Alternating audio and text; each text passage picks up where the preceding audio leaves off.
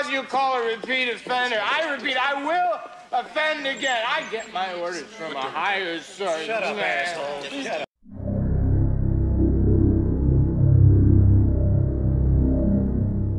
Hey everybody, this is him downstairs. How's everyone doing? Okay, Gorilla Spitting episode 6. Yeah, we're on episode 6 this time.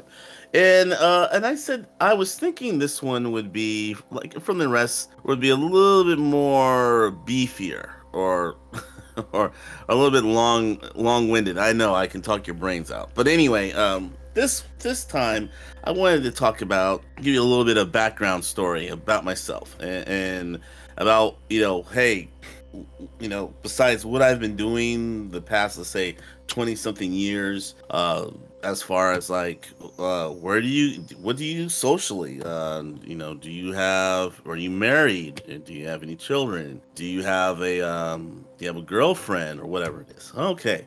Well, let's start off with this. Okay. So I would say for the past, 15, 20 something years, I've been traveling back and forth, I've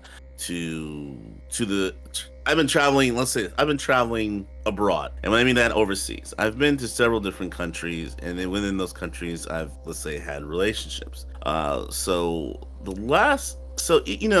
And this comes back to me is that even some of my family members have asked me this, that why do you not date Americans? Date an American or such, or Americans, whatever. And to be real, I tried. I tried numerous times, but it was always, and sometimes it was me. I will admit that.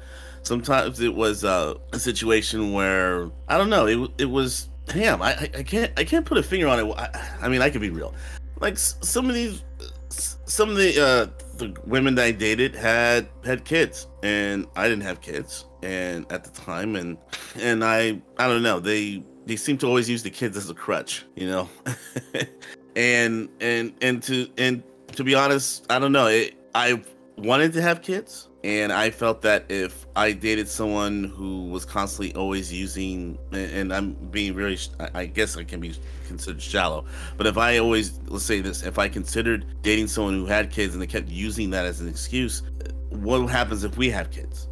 And then some of them couldn't have kids, some of them were too old, and it was always an excuse. And then there was another thing with me. It was that when I dated or tried to go out dates, let's say, it was always me in some type of competition. Like some of these women had multiple boyfriends, and and it was a struggle because with my lifestyle was it was the military, and then I was in school, so to a degree I made myself unattainable. But after a while, you decide yourself, like, oh, I'm going to make a sacrifice for this person, or I'm going to spend more time and or more of your valuable time, and you find out that they weren't worth it. So I tried it for a couple years. I would say this was probably like in 19. I wouldn't say 19. It wasn't even 19. I would say like 2000, 2004, 2000. Like I would say from the year 2000 to 2004. Then I got orders to go to overseas. And when I got overseas, I also got orders to deploy. So it really broadened my horizons as far as like looking, talking and interacting with different groups and cultures and stuff. So I did some time in Germany. Well, and with that, I was treated differently. I met, different types. I met women from Germany, Poland, UK, Spain, France, what you name it. And I was treated differently. I wasn't treated like an ambassador. I mean, they knew I was American, but I was treated, I guess a little bit better than I was treated in America. And so from that point on, I just said, what? I'm just gonna start. I'll start dating like women over there. And even when I came back to the States for a couple of years, I still had relationships, right? And so it was until I would say maybe until 2009 and 10. Because I went back to the States. It was my last time overseas or in Germany, and I went back to the States. and I was I was close to getting out of the military, right? And so I decided to try a different place, not Europe. I don't know. Europe was kind of like this sounds so bad. It sounds like I'm eating food from certain places. Like I'm tired of this place, so I went to this place, right? No, so anyway, I met someone, a clinical advisor of the last place I worked at, and he had this he was married to a Filipino, or they say Filipina, right? And he was telling me about the best thing about Filipinas, and or about the culture and about the country, and said such and such, the women are such and such, the women are great, blah blah blah. They serve you and treat you well and stuff. I was like, okay, cool. This sounds really exciting. So I started talking to like a couple, and then I met one in particular, and ever since then that's the place where I go to. It's like whenever I travel, like where does him downstairs go to when when he needs time off, an extended break? Well, I go over there. I go to the Philippines, and it's something that perhaps even at first, when people ask me. The people that do know me and they know where I travel to, sometimes this question's asked you, are you going to retire? Because the majority of they call them expatriates, right? Expats. They live in specific countries. One of the countries is the Philippines, and it's because your money is a little bit strong. Your money is a lot stronger over there. The dollar is still, despite what a lot of people are saying, the dollar might be going away in the next couple of years, but it's still strong over there. And so far you can have a decent living. I've seen some are better, and I've seen, a lot of like I said, a lot of retirees go there, ex-military, you name it, people with pensions that, because think about it, if your pension is about $2,500, and then let's say Social Security, if you can get that. I don't think you can get that if you're overseas, if you live overseas for an extended period of time. But even if you get that, just your pension period, wherever that is, in now in this type of economy over here in the States, it's next to impossible. Even if you had a 401k or a thrift savings plan, or you had some type of huge portfolio, it's not enough. Things are just too expensive here.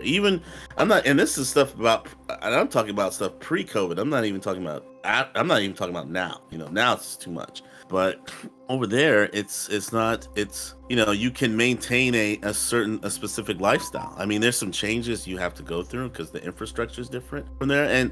And to say, I've had some who've asked me like, why there, Philippines when not Europe, and I'm just saying Europe is just as bad as America.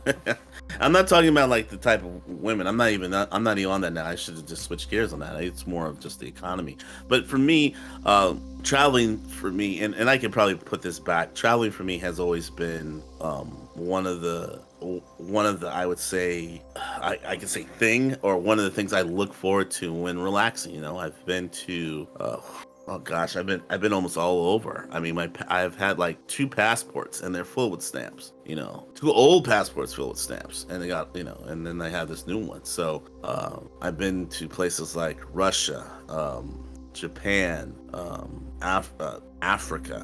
I mean, all over Europe. I mean, who else? I'm trying to think of else. South America? No, I'm kind of. Panama. I did go to Panama. That's right. That's a long time ago. Oh my God, Panama was a while back. But anyway, yeah. Traveling to me is before it's I'm anxious and excited and curious, and then when I leave, it's like when I leave going back home, I want to stay.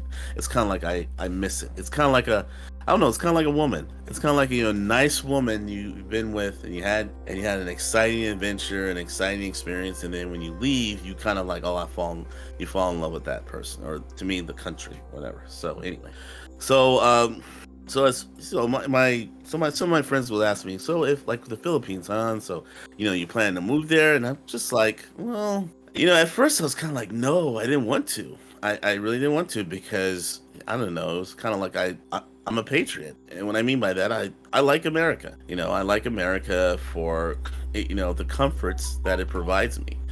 Now, if it's talking about like the people and sometimes the attitudes, that can be like I can do without, you know. But for me, I mean, I love my country, you know.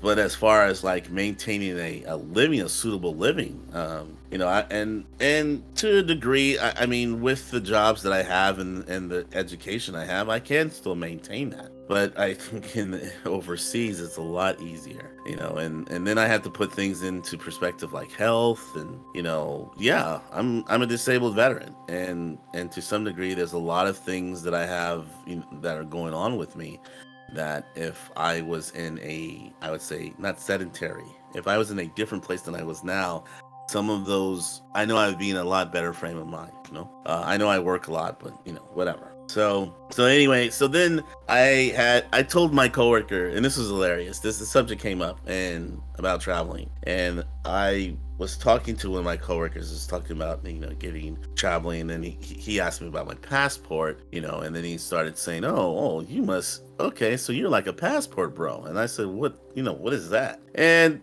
he kind of he told me that it was like passport bros or passport brothers, or, you know, are gentlemen or men who are from a certain ilk that travel to these countries, you know, like Southeast Asian. Doesn't have to be Southeast Asian, could be you know, Latin American or Europe or whatever, you know. And I didn't understand the phrase, and so I looked onto, you know, where else, you know, YouTube, and I looked into what was what the definition, and I heard so many different people say it, you know. I've heard different. I was on different vloggers and watching them and such, and you know, I'm taking this from one particular source, and when he said passport bros are basically black men who travel overseas to look for experiences. And when I say experiences, it can say travel experience, women, different type of lifestyle, period. Now I noticed that as far as I know, I mean, I don't know, maybe I'm just that I'm really skeptical. I don't like stuff like that, because you're putting a label on something. Can you just say I'm a traveling person, or I just travel, you know? It's like a moniker that you want to put on something.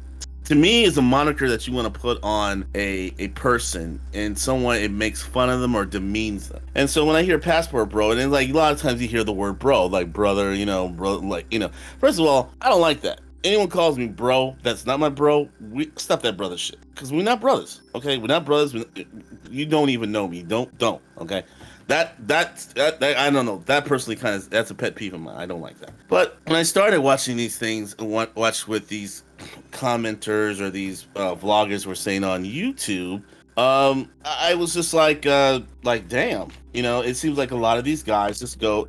It's like a lot of these guys are now having opportunities to travel there to meet women, and they talk about getting, and basically what it is, and it kind of goes with the whole thing with how I was kind of feeling in a bit about not finding women over in the States. You know, let's say the women that I ran into, that sounds so bad, but the women I met in the States weren't the quality that I wanted. You know, it wasn't the type that I wanted. So where you meet women overseas, and because I would say it's probably a lot easier because the world is smaller because of the internet.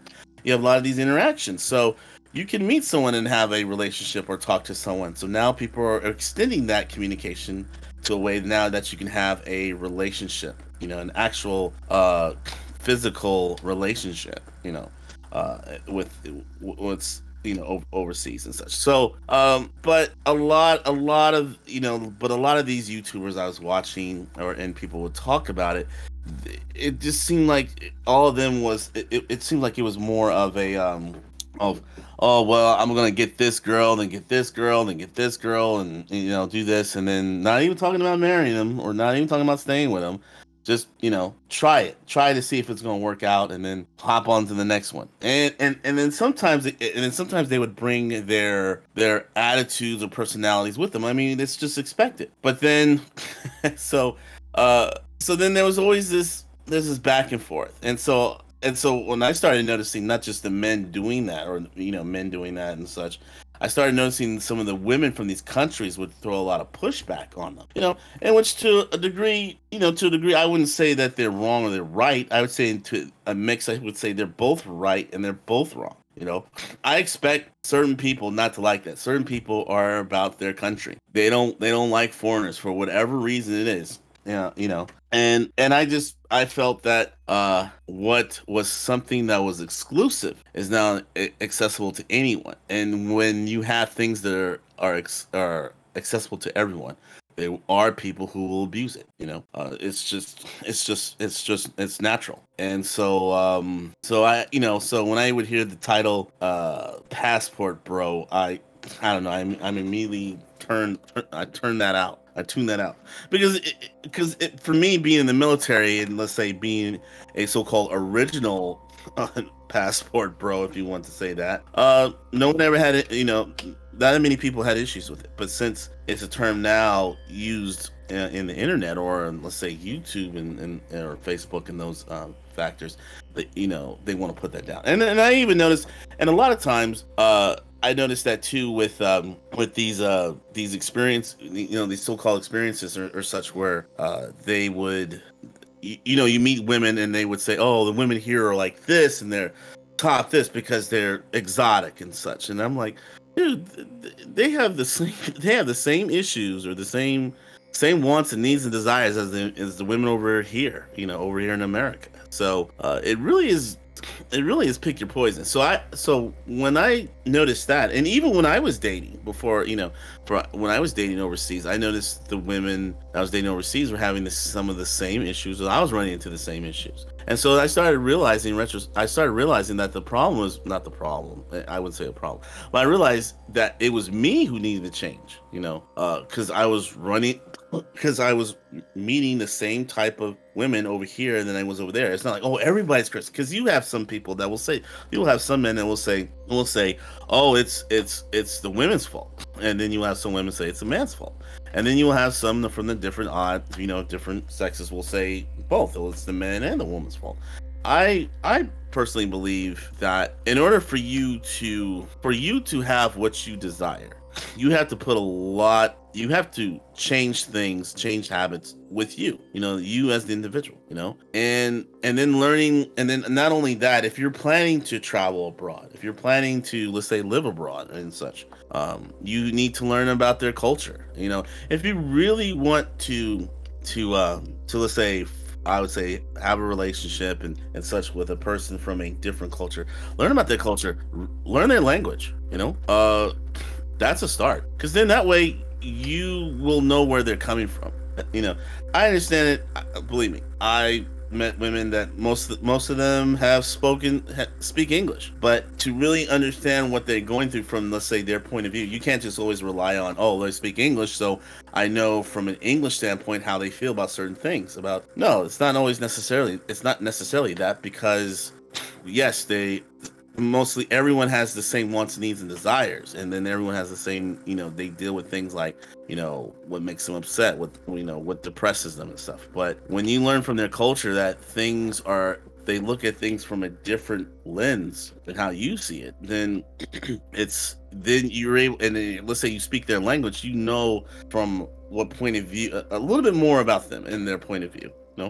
So yeah, the whole thing with passport bros to me is like, I don't want to be called a passport bro, and I think I said that in Gorilla Spitting 5. I don't want to be called a passport bro because I'm not one. I'm an individual who travels. I'm not a digital nomad either. There's like this thing, digital nomad. It's like you have to have a title. It's like everyone is so concerned about title. Like you have a username or you have an alter ego on your internet. I guess it's like the thing, I'm him downstairs, but that's not my real name. It's not like I sign my checks or I have a credit card that says him downstairs, or do they call me Mr. Stairs, or they call me him, come to the board please and work out this math problem. No, it wasn't like that. I have my name, but I'm just an individual. I'm just a person of this human race. I'm an American who likes to travel. I'm sure now, if I was getting paid millions and millions of dollars, or even some type of royalty or something such to carry the moniker passport bro, then you have to talk to my agent. But until then, yeah, I'm just a person who just travels, and And I get it why some people in their countries don't like it. They want the tourists. Tourists, or sorry, not tourists. The country does want tourism there. They want money there. Income. It helps their economy. But at the same time, they don't need all that riffraff. They don't need all that degenerate behavior that comes from some of us. And you know what I'm talking about. So yeah. So it comes. So now I'm thinking. So now even about this whole thing about traveling, especially like to the Philippines and such back and forth, I'm even thinking about like perhaps starting a business there. And when I mean starting a business there, I looked at everything, like such as, I mean, there's things like you can open a store, you can open a franchise there. Not necessarily like McDonald's and stuff. Foreign countries have there's a little bit of things that you can do and you can't do. I understand that my money is strong there, so I can and because I make a comfortable amount of money, I can save and then do things like perhaps buy land. And actually, that's the next thing I would be thinking about is buying land. I don't know if it's going to be over. Well, I can't buy land in the Philippines. I have to I can only buy property on top of it. I cannot buy the actual land. In order for me to, let's say, if I were to buy land, it would have to be through a Filipino. Either I would have to marry one or be in business with one.